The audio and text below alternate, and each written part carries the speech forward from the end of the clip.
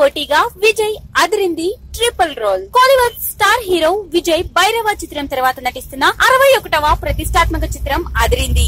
ఈ చిత్రం first look poster కు అద్భుతమైన స్పందన లభించడమే కాక అదిరింది అనే టైటిల్ విజయ్ కు సరిగ్గా సరిపోతుందనే కామెంట్స్ వచ్చిన విషయం మనకు తెలిసిందే. అదే సమయంలో విజయ్ అభిమానులతో పాటు ఇటు తెలుగు ప్రేక్షకులు, సినీ వర్గాలు అదిరింది టైటిల్ ను ప్రశంసలతో ముంచెత్తారు. అసలు విషయానికి వస్తే మొన్నటికి మొన్న రిలీజ్ అయిన ఎన్టీఆర్ జై లవకుశ టీజర్ తో ఆ సినిమాపై విపరీతమైన క్రేజ్ వచ్చేసింది. వివరాల్లోనికి వెళ్తే ఎన్టీఆర్ అందులో త్రిపాత్రాభినయం చేయనున్నాడని నివేదా థామస్, రాశి ఖన్నా హీరోయిన్లుగా ఉండగా అరాచకమైన విలన్ పాత్ర కూడా ఎన్టీఆర్ చేస్తున్నాడన్నది తెలిసిన విషయమే. అయితే తాజాగా విక్రమ్ కూడా అదిరిందిలో త్రిపాత్రాభినయం చేయబోతున్నాడు. జల్లికట్టుని సపోర్ట్ చేసే ఊరి పెద్ద మనిషి రోల్ ఒకటి, వీధుల్లో మ్యాజిక్లు చేసే పాత్ర ఒకటే కాక విదేశాల నుండి వచ్చిన వైద్యుడిగా కూడా చేయనున్నాడట. 3 పాత్రలను 3 జన్మల్లో చూపిస్తారో లేదా ఒకే జన్మలో ముగ్గురు వేరు వేరు మనుషులుగా చూపిస్తారో ఇంకా తెలియదు. ఇంకా చెప్పుకుంటూ ప్రపంచం గర్వించదగ్గ చిత్రం బాహుబలి. సల్మాన్ ఖాన్ కు భారీ హిట్ అందించిన బజరంగి భాయిజాన్ వంటి చిత్రాలకు కథ అందించిన విజయేంద్ర ప్రసాద్ ఈ చిత్రానికి కథ, స్క్రీన్ ప్లే అందించడం,